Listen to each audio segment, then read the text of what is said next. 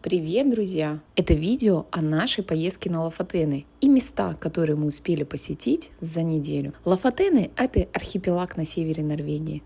Настоящая мечта для тех, кто любит море, горы и нейтральные пейзажи. Чтобы попасть сюда на нашем автодоме, нам понадобилось 4 дня пути и почти 3500 километров. Мы пересекли 3 страны – это Данию, Швецию и, наконец, Норвегию. Кстати, на обратном пути еще захватили Лапландию и посетили деревню Санты летом. И, конечно же, покажем, какая она летом и зимой. И вот 4 дня позади, и мы здесь, среди фьордов, скал и рыбацких деревень. Первая точка на нашем маршруте – это деревня Райне. Она считается одной из самых фотогеничных на Лафатенах. И не зря, а еще именно отсюда начинается подъем на знаменитую вершину Райне-Бринген.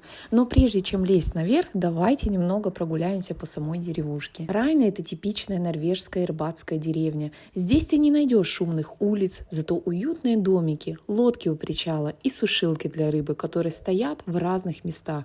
И их тут немало. Мы приехали сюда в июле, и, конечно же, сушки для рыб уже были пустые, так как сезон закончен. Обычно ее собирают к концу марта. И да, рыба – это главный источник дохода на Лафатенах. Ее здесь ловят, сушат и отправляют на экспорт в разные страны. А туризм, хотя и активно развивается, все равно не на первом месте. Брорбу – это знаменитые рыбацкие домики. В них живут рыбаки, когда приезжают на заработки в сезон, но также их можно снять в аренду и переночевать в них. Я уже упоминала, что мы приехали сюда в июле, и это особенное время. На Лафатенах в это время полярный день, а значит светло круглые сутки. Как я шутила, когда проснулись, тогда и утро. Ты можешь снимать, гулять, карабкаться по горам хоть в полночь. Солнце никуда не уходит, и это невероятное ощущение свободы. Также одно из развлечений – это каяки. Можно покататься на них между скал и островов. Мы сами пока не пробовали, но кто знает, возможно, в следующий раз. А теперь давайте поднимемся на Райне-Бринген, самую известную смотровую площадку на Лафатенах. Высота 440 метров над уровнем моря. Но не думайте, что это будет легкая прогулка. Подъем короткий, но крутой и довольно утомительный. На парковке оставляем машину. Она большая, и те, кто приехал на автодоме, тут могут ночевать. Парковка стоит примерно 22 евро в сутки. Также есть здесь лифт, и можно набрать воду бесплатно. От парковки идем по указателю к Райне-Бринген. Весь маршрут – это ступеньки, их 1978. А теперь, внимание, их построили не норвежцы, а непальские шерпы. Да-да. Те самые, что сопровождают альпинистов в Гималаях. Их пригласили специально, потому что в Непале они умеют строить безопасные тропы в горах, где постоянные дожди и осыпающие склоны. Когда-то Райне-Бринген стал таким популярным, что без укрепления склонов его могли бы просто закрыть.